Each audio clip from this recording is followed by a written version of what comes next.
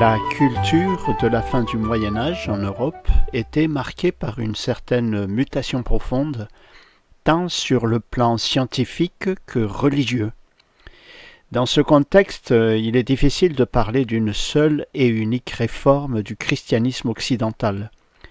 Si l'on met à part la contre-réforme initiée par l'Église catholique romaine au XVIe siècle, avec le Concile de Trente, il est possible de retenir au moins 4 principales réformes non romaines en Europe: l'anglicane, la luthérienne, la réformée et la radicale. La réforme dite réformée débute essentiellement avec l'arrivée d'Ulrich Zwingli à Zurich en 1519. Zwingli emprunte la voie du courant de l'humanisme et se réfère volontiers à l'Antiquité classique.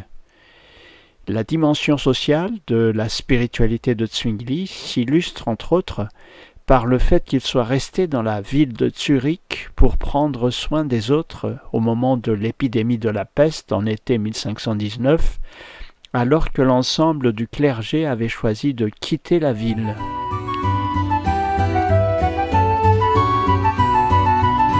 De la réforme initiée par Ulrich Zwingli, je retiens 6 points. Premier point, la réforme de Zurich, initiée par Zwingli, suggère une distinction claire entre le créateur et les créatures.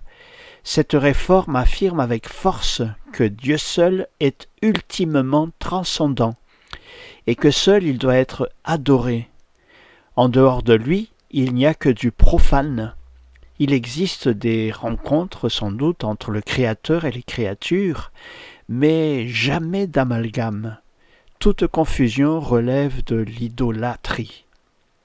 Deuxième point, de ce fait, cette réforme affirme la distinction nette entre l'Église visible, création humaine, et l'Église invisible, convoquée par la parole de Dieu et dont lui seul connaît les membres.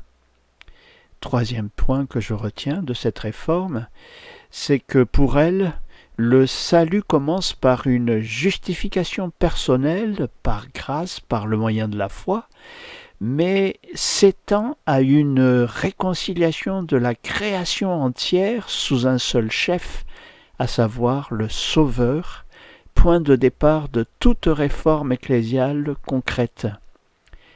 Quatrième point, l'action de Dieu est universelle et déborde de la sphère ecclésiale. Et notamment, il existe une distinction nette entre justice divine et justice humaine.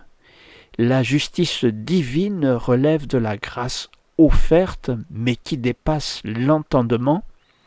La justice humaine relève quant à elle de l'éthique. Cinquième point, la réforme de Zwingli s'inscrit dans l'humanisme pour revenir aux textes originels.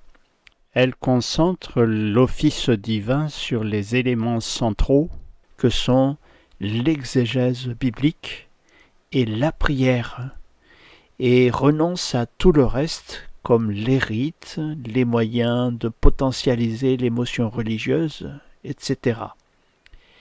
Sixième point, pour cette réforme, le sacrement, comme le repas du Seigneur ou le baptême, le sacrement n'apporte pas la grâce et ne rend pas le Christ présent.